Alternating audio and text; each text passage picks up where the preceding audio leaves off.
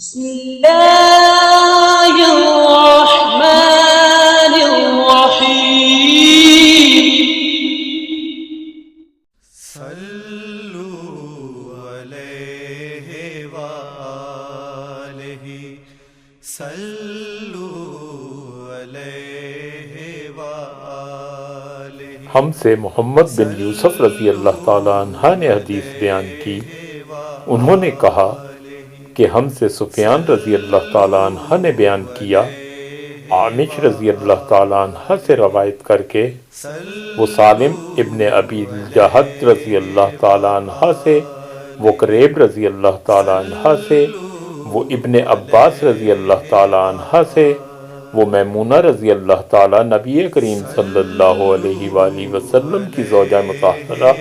سے روایت کرتے ہیں، انہوں نے بتلایا کہ نبی کریم صلی اللہ علیہ وآلہ وسلم نے نماز کے وضو کی طرح ایک مرتبہ وضو کیا، البتہ پاؤں نہیں دھوئے، پھر اپنی شرمگاہ کو دھویا اور جہاں کہیں بھی نجاست لگ گئی تھی اس کو دھویا، پھر اپنے اوپر پانی بہا لیا، پھر پہلی جگہ سے ہٹ کر اپنے دونوں پاؤں کو دھویا۔ آپ صلی اللہ علیہ وآلہ وسلم کا غسل جنابت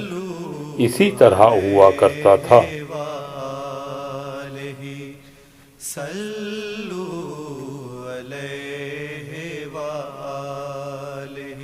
صحیح بخاری کتاب غسل کا بیان، باب اس بارے میں کہ غسل سے پہلے وضو کر لینا چاہیے، حدیث نمبر 249۔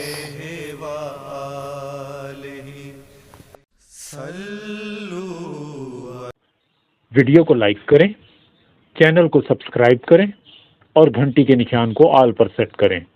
تاکہ ہماری آنے والی نئی ویڈیو آپ تک سب سے پہلے پہنچے۔